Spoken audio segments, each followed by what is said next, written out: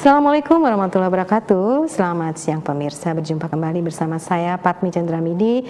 Kali ini dalam dialog publik pada siang hari ini.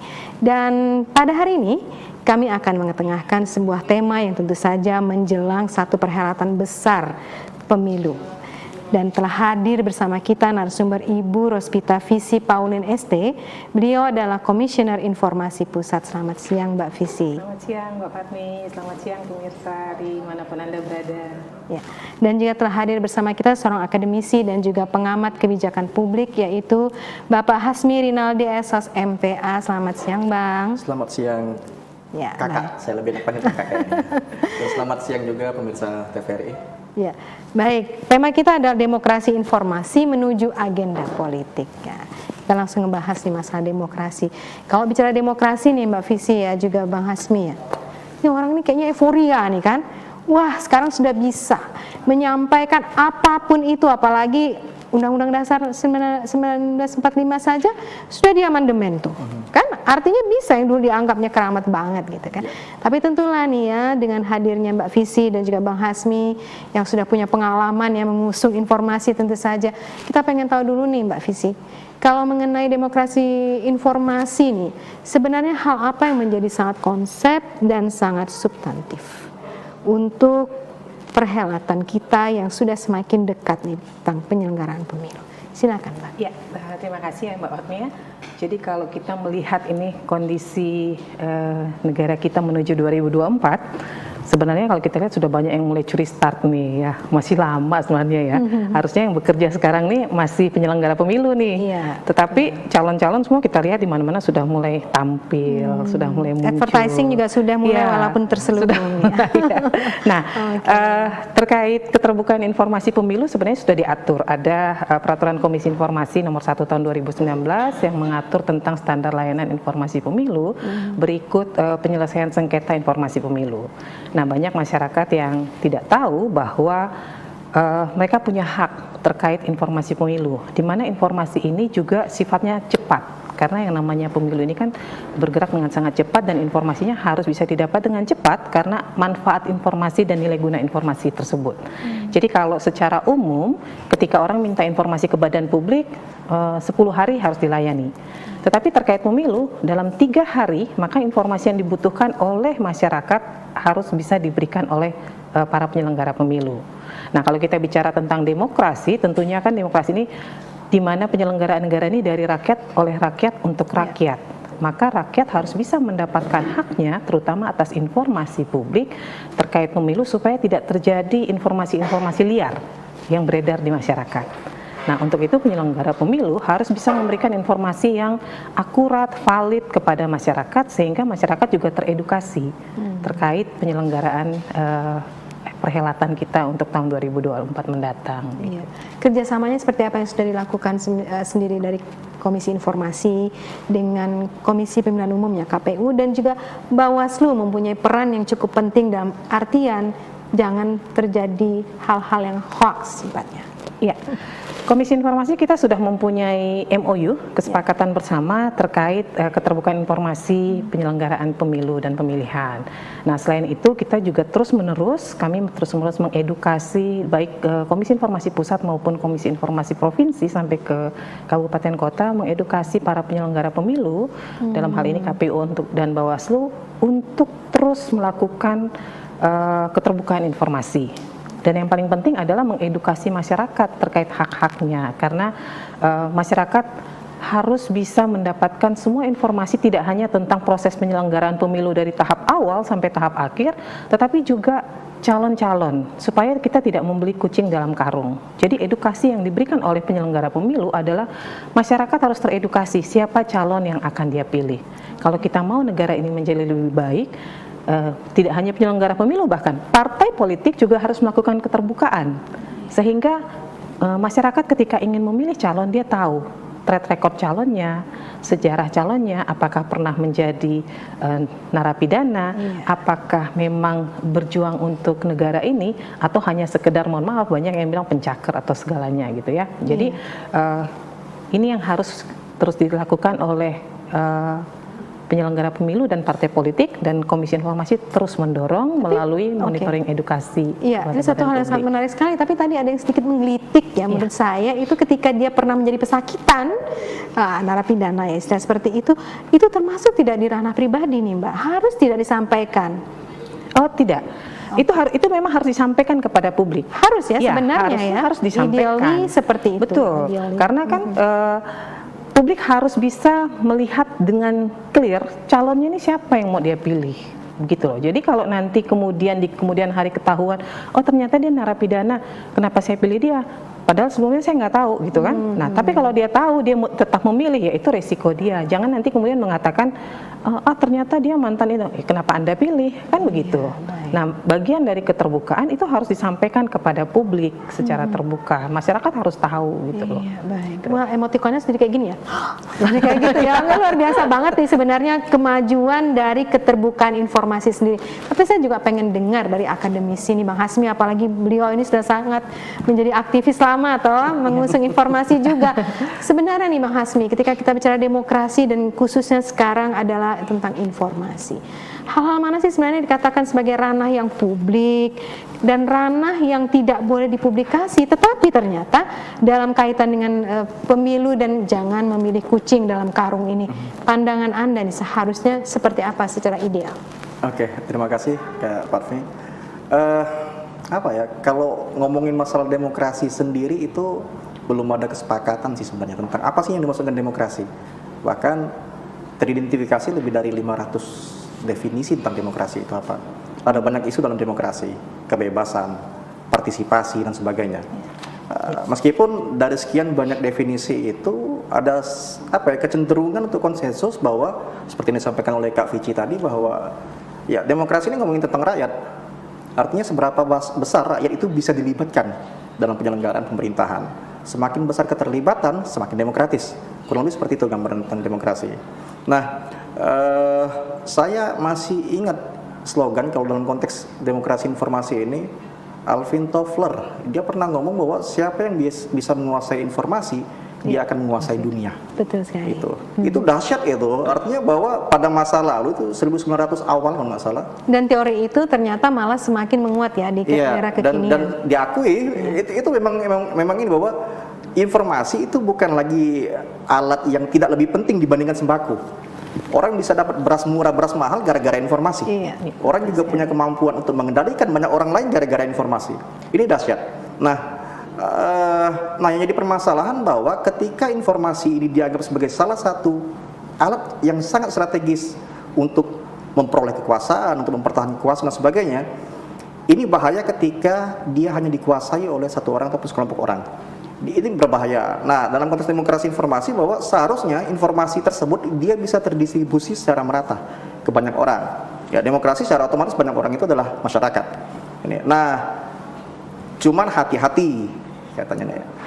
Karena demokrasi kan nggak gampang. Demokrasi itu baru bisa efektif jika masyarakatnya itu memang sudah punya kedewasaan. Aristoteles dia sebagai salah satu filsuf yang menentang demokrasi sebenarnya. Dia bilang bahwa ya, demokrasi itu punya hijab yang cukup tipis dengan anarki. Pada masa lalu di Athena itu ya gara-gara demokrasi potensi anarki bahkan tirani itu muncul gara-gara demokrasi karena tidak konstitusional. Justru ketika masyarakat sudah memahami, malah menjadi satu bumerang ya. Bom waktu yang tiba-tiba akan meledak. Kedewasaan dulu. Artinya ya dalam konteks demokrasi informasi bahwa masyarakat yang informatif. Itu kata kuncinya, masyarakat yang melek atas informasi. Ketika mereka sudah melek atas informasi, kekuasaan atas informasi tersebut baru bisa dibagi dan demokrasi baru bisa berjalan secara efektif. Nah, cuma yang jadi permasalahan, masyarakat yang belum melek informasi itu yang seringkali dijadikan alat untuk menyembunyikan informasi-informasi tertentu. Ini yang bahaya juga. Artinya bahwa keadaan masyarakat nggak melek informasi, ini potensi konflik dan sebagainya, itu seringkali dijadikan oleh badan publik, maaf informasi ini masuk dalam kategori dikecualikan, belum layak dibuka dan sebagainya. Itu kalau bicara dalam konteks demokrasi informasi.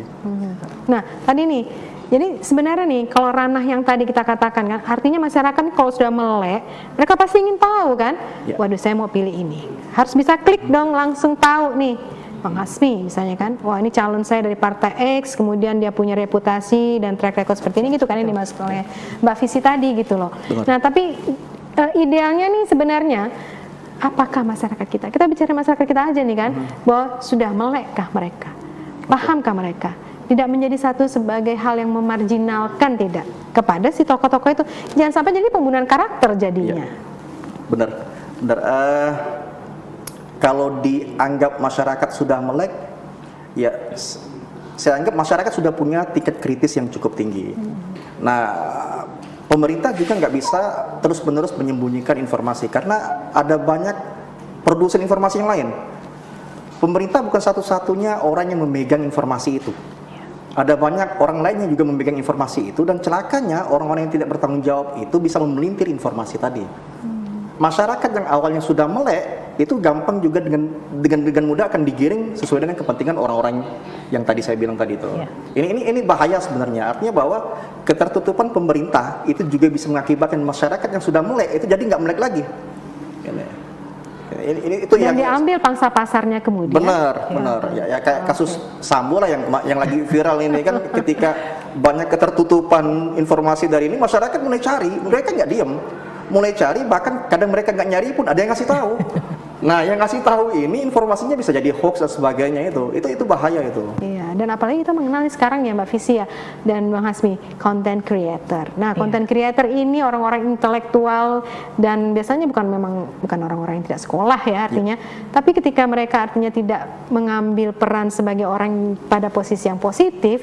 Nah ini nih beritanya jadi hoax itu kan. Tapi saya pengen nih Mbak Visi ya, kalau kita melihat nih ya badan publik, alhamdulillah nih sebenarnya kan Provinsi Kalbar udah termasuk juga yang posisi rankingnya baik ya Mbak. Mungkin nanti bisa disampaikan juga sekarang nih gimana posisinya seperti itu kan. Mereka punyanya web. Nah webnya ini tapi bagaimana ya, apakah benar-benar nih masyarakat nih, maaf nih, oke lah ini kan sambil ya, ini ada mama-mama nih kan, karena sudah menonton apalagi cerita-cerita apalah, sambil ya ngulek gado-gado, ini harus sampai ke situ kan sebenarnya. Wah iya ini kayaknya yang kemarin ini, bapak ini coba buka dulu, nah ini dia lagi kuliah ini, buka itu dulu. Wah itu boleh dipilih itu, nah kan harusnya sampai kayak gitu sebenarnya nih kan. Nah kita pengen tahu nih, jadi sebenarnya pemerintah kita bicara mungkin Indonesia dan konteks provinsi, mereka badan publik ini sudah sungguh-sungguh betul Mbak, sebenarnya mereka open up nggak sih kalau dengan masyarakat itu tidak pilih-pilih, dalam artian karena jangan-jangan hanya orang-orang yang punya sophisticated teknologi yang bisa lah membuka web itu, selebihnya nonton saja di TV itu kan. Jadi content creator kemudian dengan inovatif kreatifnya mereka, beritanya jadinya hoax dong. Ya. Kalau kita bicara tentang keterbukaan informasi, seharusnya data yang tersedia di dalam atau informasi yang tersedia di dalam website resmi badan publik dan bersifat terbuka harus bisa diakses setiap saat, kapan saja dan oleh siapa saja. Perlu nggak Mbak? Pakai billboard, apalagi mau menjelang pemilu nih. Jadi billboard yang ada itu tidak harus selalu sewa pajaknya. Ya. Nah, seperti itu misalnya. Nah, itu sebenarnya peran pemerintah untuk mengedukasi. Karena kalau kita bicara sekarang ini generasi milenial, mohon maaf, generasi sekarang ini malas membaca. Ya, kecenderungannya malas membaca. Mereka lebih suka menggunakan teknologi ya, seperti handphone, kemudian TikTok. Sebenarnya kalau pemerintah mau menggunakan TikTok juga oke, gitu. Menggunakan berbagai media yang bisa merangkul para milenial, yang memudahkan mereka mendapatkan informasi dengan cara yang enjoy. Termasuk generasi yang Gen X itu ya bilangnya. Betul. Jadi itulah kita meminta badan publik itu harus berinovasi. Bagaimana menyampaikan informasi-informasi kepada publik dengan cara yang mudah dipahami, mudah diterima, yang sesuai dengan kondisi saat ini, begitu. Nah, persoalannya seperti yang tadi Mbak Patmi sampaikan bahwa badan-badan publik saat ini kecenderungannya tuh masih memuat informasi yang sifatnya berdasarkan undang-undang, yang perlu ada SOP, yang perlu ada peraturan, kebijakan, tetapi belum informasi yang mempunyai nilai guna buat masyarakat. Nah, salah satu contoh misalnya kemarin ada ribut masalah BPJS, diwajibkan harus punya BPJS karena nantinya akan dijadikan syarat untuk pengurusan tanah, untuk masuk sekolah gitu ya. Nah, itu tidak tersosialisasikan secara luas kepada publik. Nah, pemerintah harusnya mensosialisasikan Dan melalui semua alasannya media. ya, alasannya Mbak, kenapa sih gitu? Sekarang ketika mewajibkan, Ya. apakah pemerintah mensosialisasikan bahwa rumah sakit sudah diperbaiki layanannya, masyarakat tidak akan mengantri? Pada kenyataannya itu belum terjadi kan? Nah, ketika sebenarnya kalau kita bicara pemaksaan, tidak pemaksaan, karena memang ada undang-undangnya bahwa warga masyarakat Indonesia wajib menjadi peserta BPJS. Tetapi persoalannya, ketika itu kemudian dijadikan syarat untuk ngurus SIM, syarat untuk itu menjadi suatu kewajiban jadinya, memaksa, dalam tanda kutip memaksa, sementara pemerintah sendiri tidak memperbaiki sistem layanannya. Dia kan harus dibarengi. Nah, apakah informasi-informasi seperti ini tersampaikan nih kepada masyarakat, kepada publik? Sehingga seharusnya publik itu ketika dia ingin menjadi peserta BPJS misalnya, dia ikut karena memang dia merasa butuh, bukan karena dia merasa dia dipaksa. Karena dia harus ngurus SIM, dia terpaksa jadi peserta BPJS gitu. Nah, kemudian kan pemerintah juga harus menyampaikan manfaatnya apa sih kalau dia jadi peserta begitu loh. Sekarang dunia pendidikan juga begitu. Manfaatnya apa ketika terjadi pergantian, tiap ganti menteri ganti kurikulum. Ya, nah, ganti. bagaimana kebijakan apa sehingga diambil seperti itu kan harusnya ada disampaikan kepada publik. Apakah sudah melalui kajian, apakah ada kebijakan seperti itu, informasi-informasi yang mempunyai nilai guna. Jadi bukan hanya sekedar informasi standar yang memang harus ada di website. Itu sih orang nggak butuh, saya juga nggak butuh tahu apa sih peraturan dari dinas sosial gitu ya, saya nggak butuh. Tapi saya mungkin perlu tahu bantuan yang diberikan oleh dinas sosial memang tersampaikan nggak sih gitu loh. Saya perlu tahu apakah penerimanya itu misalnya bantuan dana desa ya Tepat sasaran ya, atau tidak? apakah tepat sasaran? Nah seperti itu kan. Apakah itu ada di websitenya dan tersampaikan kepada publik? Iya. Gitu. Nah ini luar biasa sekali nih kan Bang Hasmi juga nih, berarti kan kalau melihat hal ini tentu saja saya ingin yang lebih juga mengkritisi tentang kebijakan-kebijakan pemerintah dalam artian yang positif tentu saja. Misalnya ya contoh, kalau mereka ini kan kita sudah bicara bahwa informasi, data, fakta ini harus saling keterkaitan. Tadi seperti kata Mbak Visi, bahwa ada sepertinya rasional behind yang tidak tersampaikan kepada masyarakat tentang alasan, manfaat, dan kegunaan. Sehingga ketika orang harus mengakses satu layanan, misalnya kesehatan yang paling mungkin ya, non-derivative rights, ya, mereka berlangsung untuk hidup layak seperti itu. Tapi tidak tersampaikan dengan baik. Nah ini sebenarnya ini kesalahannya di sistem atau di kepemimpinan. Tapi nanti kita jawab setelah jeda berikut ini ya Bang Hasmi ya. Oke, pemirsa jangan kemana-mana karena kami masih akan kembali setelah yang satu ini.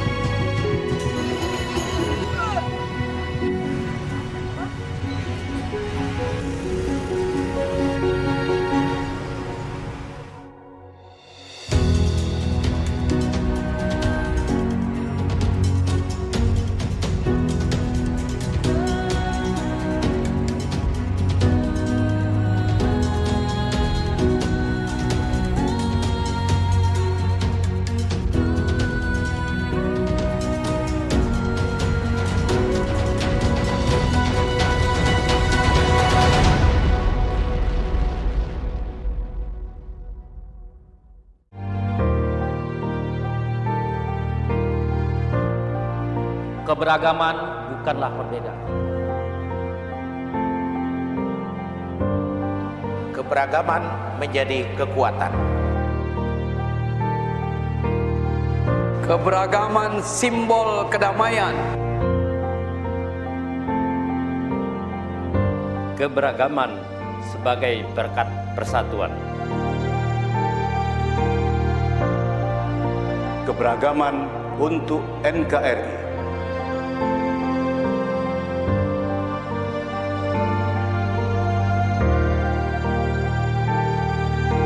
Kita kuat karena keberagaman. Dengan keberagaman, kita bangun Kalimantan Barat untuk Indonesia.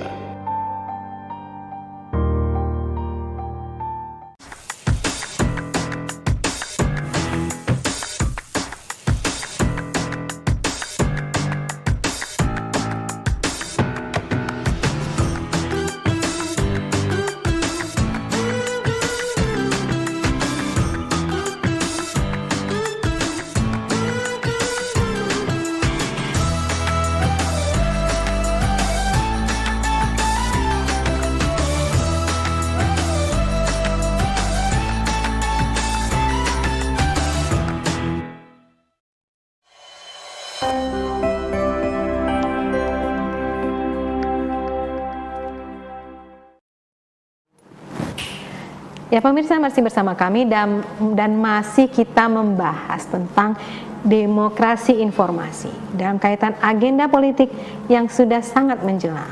2 tahun itu sebenarnya kalau orang-orang politik itu udah mepet banget nih kan, ibaratnya udah melangkahnya udah tidak bisa lagi tap, tapi memang harus berlari ya, berlari.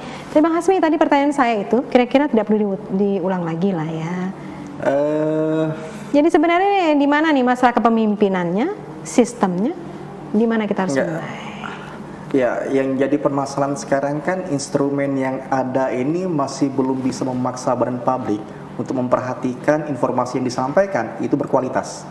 Ini artinya bahwa informasi-informasi yang muncul pada media-media ataupun saluran-saluran mereka mempublish informasi itu, mereka mengabaikan apakah informasi ini bisa diakses oleh orang banyak, kemudian juga ketika mereka mengakses apakah mereka bisa memahami dan sebagainya, itu terabaikan.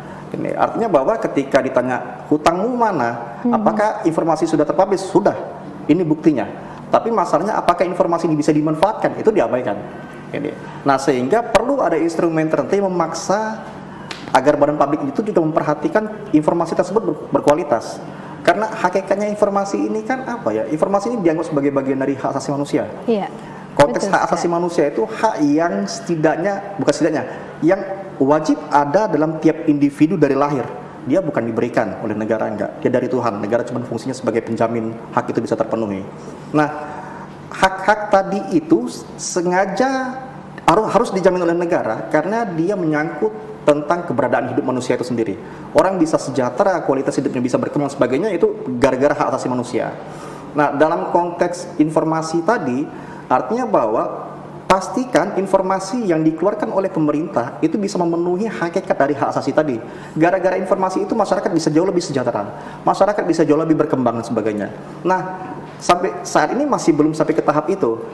Artinya hanya bicara tentang, tapi tetap kalau trennya saya lihat proses ke arah situ ada. Karena perki aja udah berapa kali diganti, tetap artinya. Jadi sebetulnya sistem ini sudah mulai sih ya tertata. Ya. Tapi tadi mungkin apakah kepemimpinan itu sendiri nih kan ada pejabatnya itu di badan publik juga kan, dan juga artinya kita bicara oke lah konteks masyarakat mereka udah pengen tahu banget, tapi ternyata persoalannya di badan publiknya ini yang tidak siap dalam hal leadership yang tidak muncul misalnya. Ya. Komen Bang. Oke, benar. Artinya apa ya? Sebenarnya kita kalau tatanan itu sudah ada, cuman permasalahannya bagaimana tatanan itu bisa terinternalisasi bagi si pelaksana kebijakan tadi. Itu yang nggak muncul. Artinya selalu aja ada alasan bagi badan-badan publik untuk beklit kata orang sini ini, untuk beklit agar kewajiban yang diamanahkan oleh undang-undang itu tidak perlu dilaksanakan. Ini. Nah itu semisal kayak ya cukup kalau kita lihat dalam Undang-Undang Nomor 14 Tahun 2008 itu kan sudah cukup jelas informasi-informasi apa saja yang seharusnya bisa ditampilkan, dan ternyata tidak semua badan publik bisa menampilkan itu semua, khususnya masalah keuangan. Keuangan itu dianggap sebagai hal-hal yang apa tetap ya, yang perlu dilindungi. Tetap aja masih protection ya. Benar. Nah itu yang jadi masalah. Artinya kita balik lagi ke demokrasi informasi. Demokrasi informasi ini baru bisa muncul jika si penguasa informasi punya keinginan untuk berbagi kekuasaan. Badan publik selama dia belum memiliki keinginan untuk berbagi informasi, susah. Berarti willingness. Leadership ya, juga ada di situ. Iya, benar. Oke, dan keberanian ya. Ya, keberanian artinya memang ya keberanian, dan juga memang harus ada yang bisa memaksa mereka untuk melakukan itulah. Oke, yang memaksa itu siapa jadinya? Yang punya kekuasaannya negara. Oke, bukan tunggu masyarakat ya berdemo gitu baru dikeluarkan. Kan selama ini kan selalu seperti itu. Ending benar. Baru didobrak, barulah terjadi perubahan. Oke, dalam konteks demokrasi itu juga nggak terlalu efektif sebenarnya. Demokrasi itu bagaimana masyarakat itu bisa mengekspresikan kualitas mereka dengan cara damai. Oke, bicara dalam konteks demokrasi ini sebenarnya ketika demokrasi itu adanya di jalan. Artinya tadi kita bicara, oke mahasiswa, oke bahkan semua masyarakat, ibu-ibu pun mak-mak turun tentang bicara, saya pengen tahu nih calon saya nih, buka dong kayak gimana gitu. Efektif nggak sih sebetulnya kalau kita turun ke jalan saja, sementara legislatif bicara, saya hanya butuh perwakilan. Mbak Visi, tanggapin. Sebenarnya kalau untuk kondisi sekarang sudah tidak efektif. Turun ke jalan kadang-kadang ditunggangi gitu ya. Nah sekarang kan kita sebenarnya punya media sosial yang lebih efektif sebenarnya. Lebih Begitu didengar viral ya? di media sosial, Lebih viral ya, jadi. langsung tuh badan publik dengan cepat merespon gitu. Karena itu sebenarnya bisa dimanfaatkan. Cuman tadi seperti yang dikatakan oleh Mas Hasmi bahwa mengedukasi masyarakat dulu nih.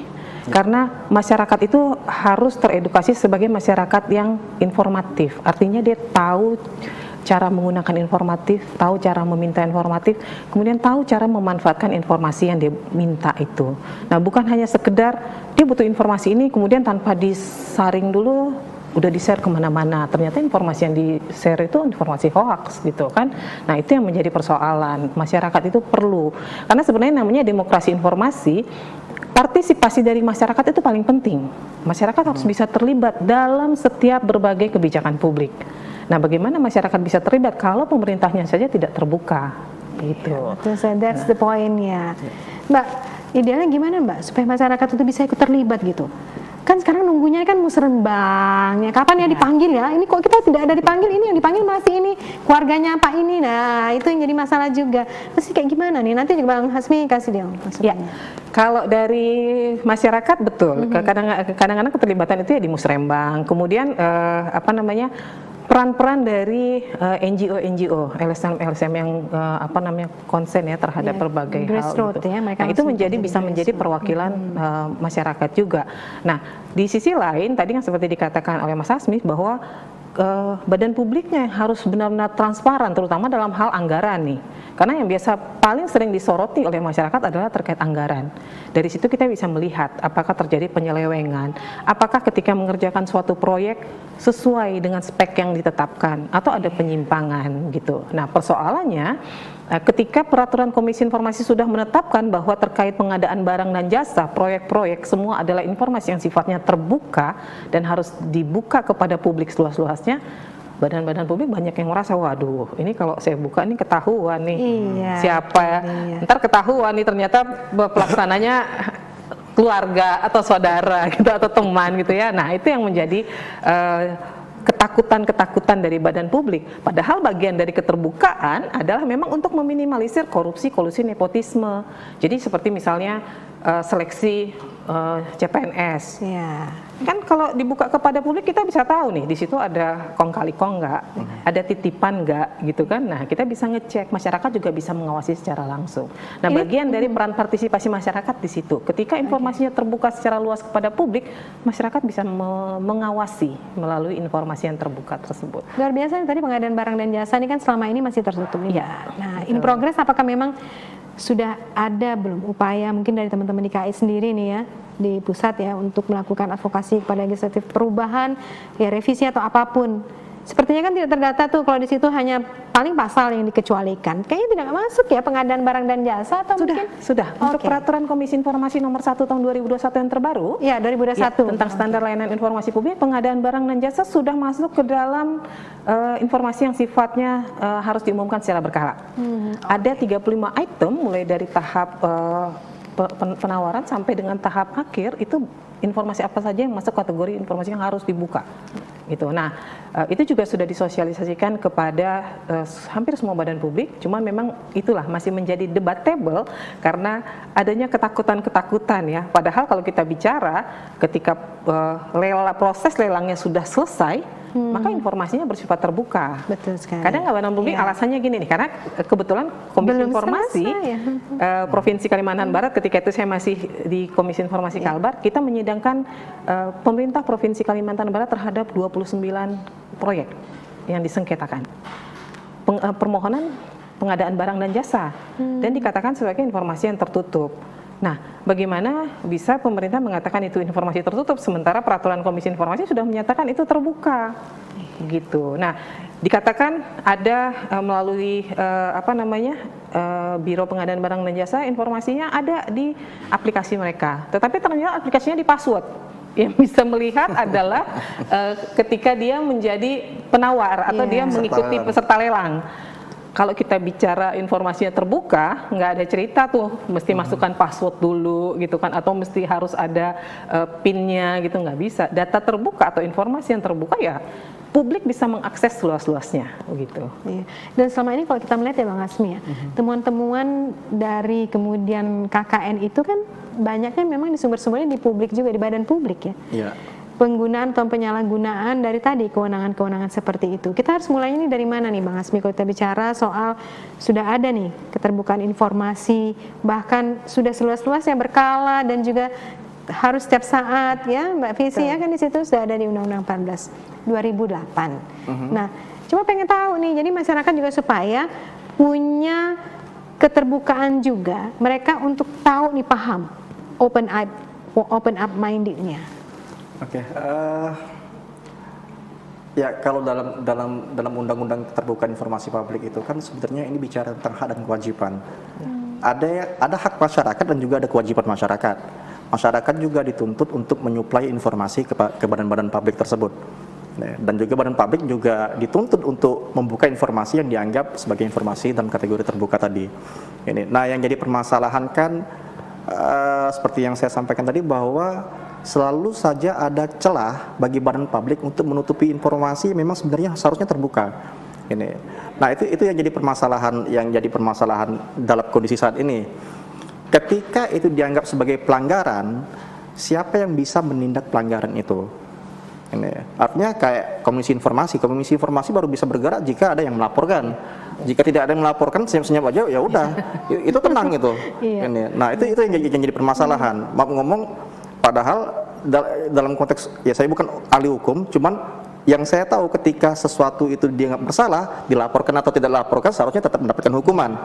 Nah, dalam konteks keterbukaan informasi itu susah untuk terjadi. Karena memang keterbatasan kewenangan dari Komisi Informasi juga sebenarnya. Makanya mau tidak mau Komisi Informasi bukan hanya mengandalkan menyidangkan sengketa, tapi juga pencerdasan, pencerahan, dan juga sedikit nyentil badan-badan publik agar mau terbuka itu. Iya, baik. Nah, ini juga tadi menindaklanjuti apa yang disampaikan oleh Bang Hasmi kan. Kalau ternyata masyarakat sudah terbuka, mereka mengakses juga bisa lah dikatakan tanpa password. Tahu nih ternyata untuk pembukaan ASN ya banyak sekali kolusi. Pengadaan barang jasa banyak sekali kolusi. Lalu kemudian sampai kemana gitu kewenangan dari Komisi Informasi ini nih Mbak, sehingga bisa menjatuhkan hukumannya seperti itu. Mungkin nanti bisa disampaikan kepada kita semua di masyarakat. Dan pemirsa, jangan kemana-mana, masih bersama kami tentu saja dalam Demokrasi Informasi menjelang pemilu 2024. Sesaat lagi.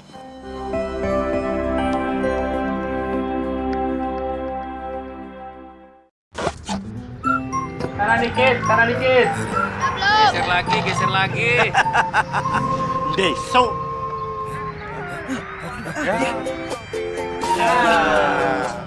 Deso. Ya. Deso.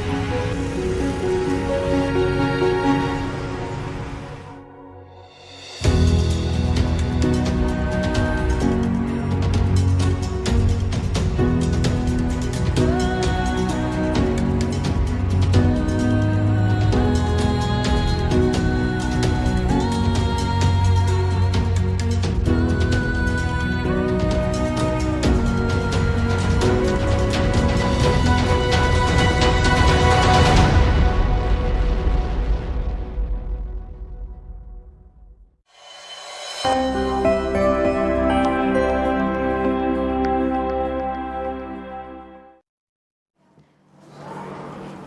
pemirsa, masih bersama kami dalam Demokrasi Informasi. Bagaimana menuju agenda politik. Sesaat lagi nih kita diskusi lagi. Bang Hasmi juga nih, Mbak Visi kan. Jadi tadi kita ingin melihat nih, kewenangannya sampai di mana nih?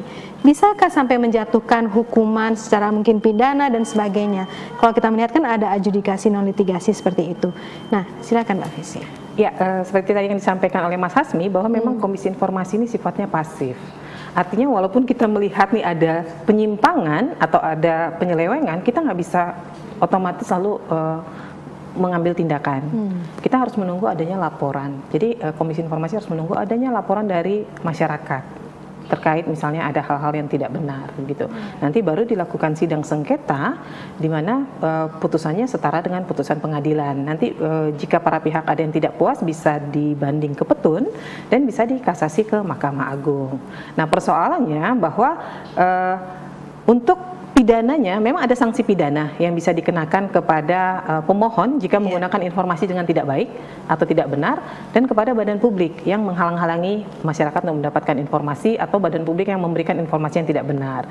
Nah, persoalannya ini juga harus dilaporkan nantinya ke polisi supaya pidananya bisa berjalan.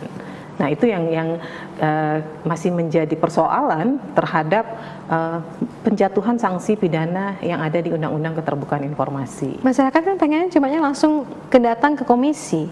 Karena kalau kita melihat nih, banyak juga ya kasus-kasus langsung akhirnya ke Komnas HAM seperti itu, betul, ya kan? betul. Karena menganggap ya bukan mungkin sebagai super body ya, tapi artinya mungkin lebih menerima secara homey ya, welcome. Tapi kalau misalnya ke kantor kepolisian, ribet sudah nih nanti, pasti panjang ceritanya lagi nih, nanti wah gitu kan, istilahnya bukan bermaksudnya negatif, tapi masyarakat ini sudah artinya kan panjang lagi cerita. Saya pengen mencurahkan isi dan ingin segera ada keputusan-keputusan. Seperti itu Mbak Visi ya. Tapi ternyata ada kewenangan-kewenangan yang terbatas. Jadi nih Mas Bung Hasmi nih ya, sebenarnya nih pejuang jalanan yang masih bicara soal ayo segerain jangan naikkan harga atau itu masih efektif nggak ketika bicara sampai ke komisi pun ternyata kewenangan terbatas. Kembali lagi kita harus kepada penguasa-penguasa yang mengatasnamakan pemerintah ini. Silakan Bung. Ya, sebenarnya apa ya? Kalau dibilang tidak efektif juga enggak jika dibandingkan dengan terbatasnya saluran untuk masyarakat dalam mengekspresikan gagasan mereka. Artinya bahwa masyarakat punya gagasan, punya ide, punya unek-unek yang ingin disampaikan, dan sarana apa yang bisa kami pastikan agar unek-unek kami itu bisa sampai. Nah, ketika sarana itu bisa dipercaya oleh masyarakat, maka secara otomatis nggak ada lagi itu pejuang jalan dan sebagainya.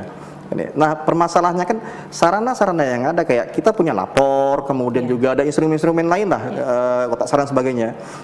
Itu sarana-sarana yang seharusnya bisa menjembatani apa yang diinginkan oleh masyarakat ke penyelenggara negara. Dan permasalahannya masyarakat selama ini beranggapan itu nggak efektif. Ini percuma ini. Sehingga mau tidak mau kami harus paksa mereka untuk mendengarkan apa yang kami inginkan. Ya, sekali harus show of force ya. Iya. Kami ada loh. Iya, gitu kalau ya. benar. Artinya ya kalau dibandingkan dengan kondisi saat ini itu bisa dianggap cukup efektif. Meskipun tetap juga ada peluang-peluang untuk dianulir dan sebagainya tetap ini. Tapi setidaknya kritik di jalan itu muncul gara-gara belum tersedianya sarana yang bisa memfasilitasi undang-undang masyarakat, itu aja. Iya. Sejauh ini bagaimana kalau misalnya Bung Hasmi melihat nih dari KPU dan Bawaslu sendiri dalam hal persiapan untuk ini, kira-kira in progress informasi yang sudah kemudian di upload sudah up to date kah dengan kondisi bahwa harus siap-siap ya masyarakat, kita akan segera menghadapi agenda besar. Ya,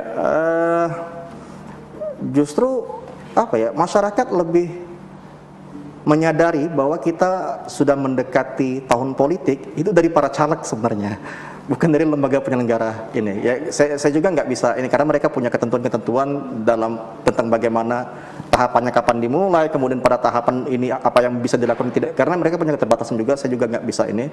Tapi setidaknya masyarakat juga dia juga penasaran.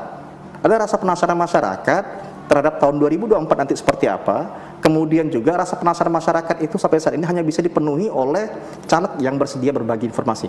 Meskipun akhirnya informasi yang didapat oleh masyarakat itu juga nggak fair. Nggak fair artinya ya berat sebelah. Berat sebelah. Lebih menguntungkan ya pihak-pihak tertentu. Tapi kalau nggak salah KPU juga sudah ada apa SIPOL itu apa sistem informasi politik untuk parpol dan sebagainya itu mereka artinya gini.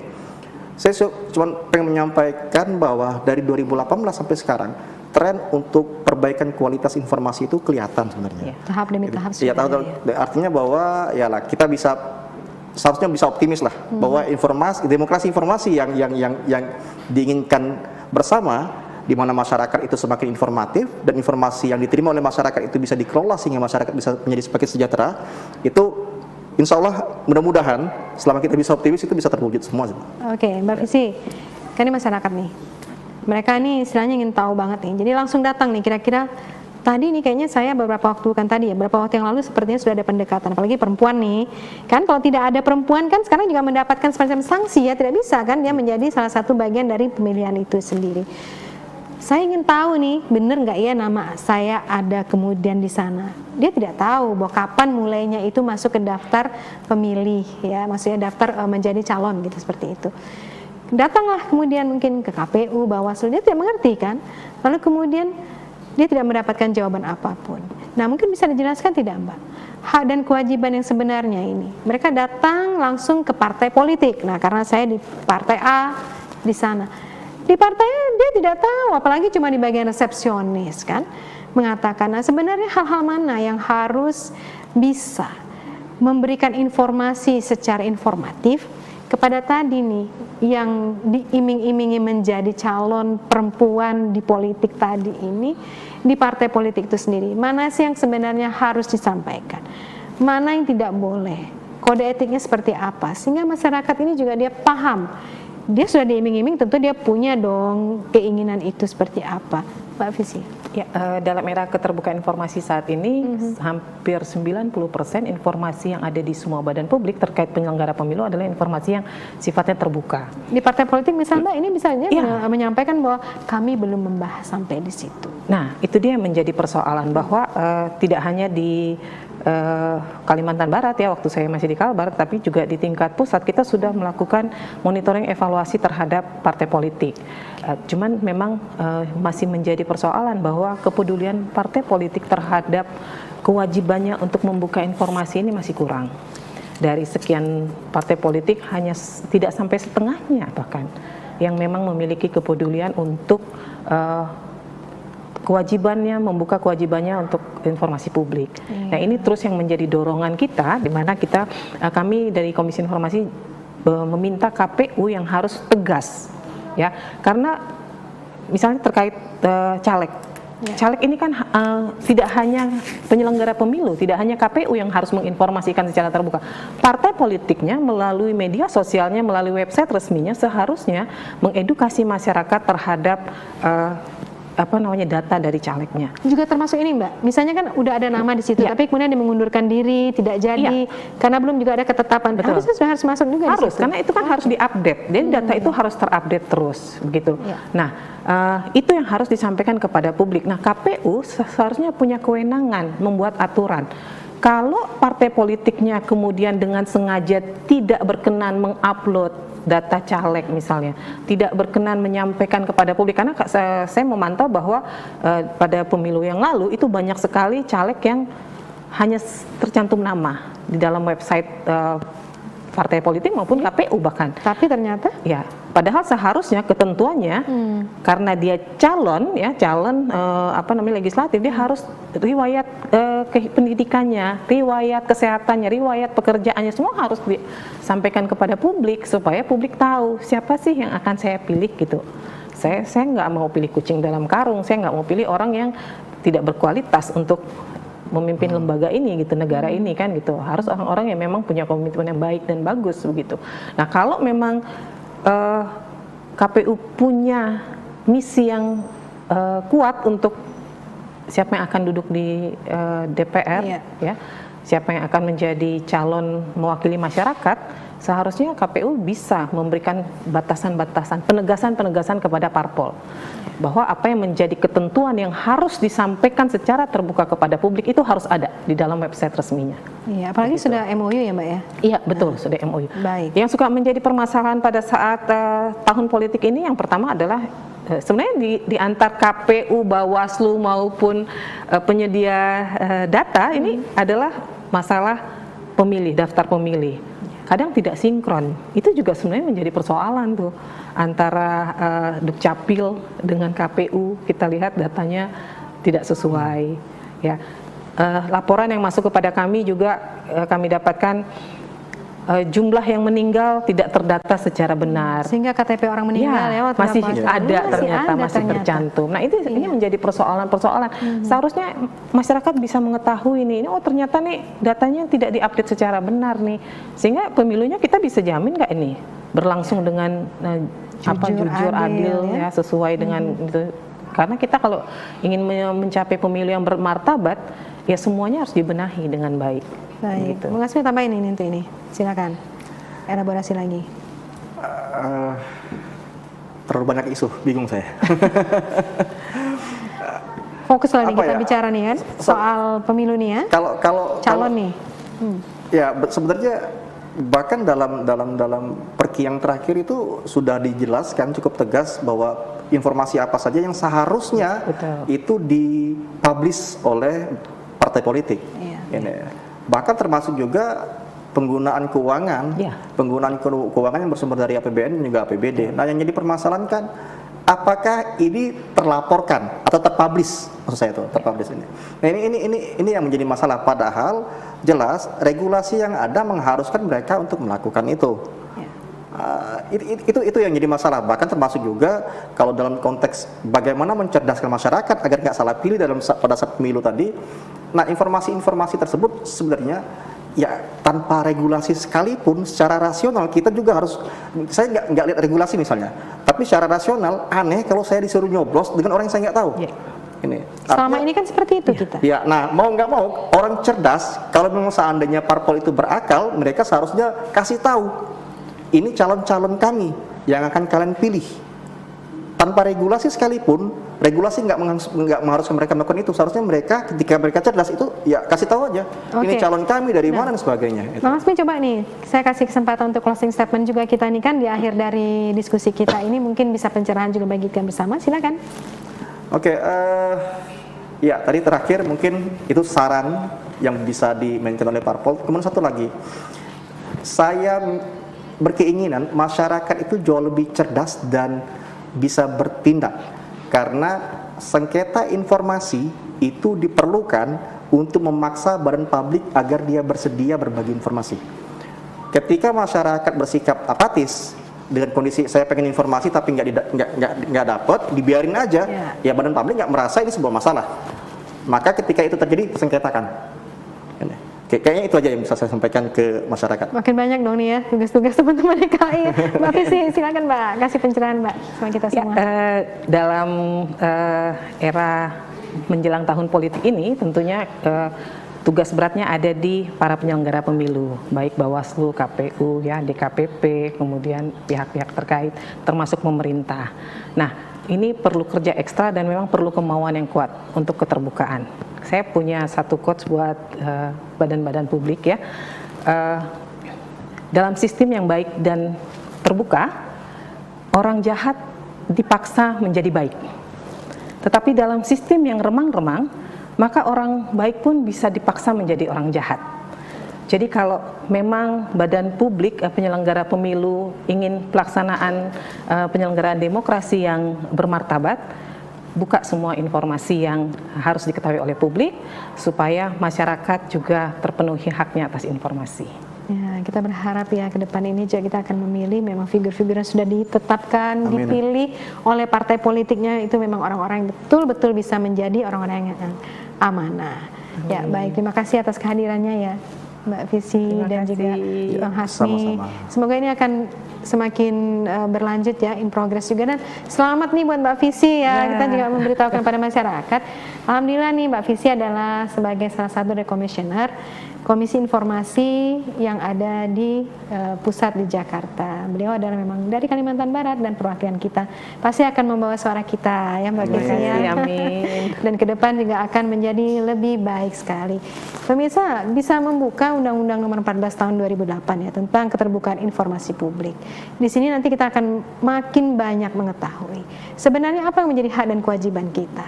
Dan tentu saja tidak meninggalkan di Undang-Undang Dasar 1945. Tetap mengemukakan hak asasi sebagai bagian yang penting dalam kehidupan kita. Dan saya, Patmi Cendramidi, pamit mundur dari hadapan Anda. Selamat sore. Assalamualaikum warahmatullahi wabarakatuh. Salam.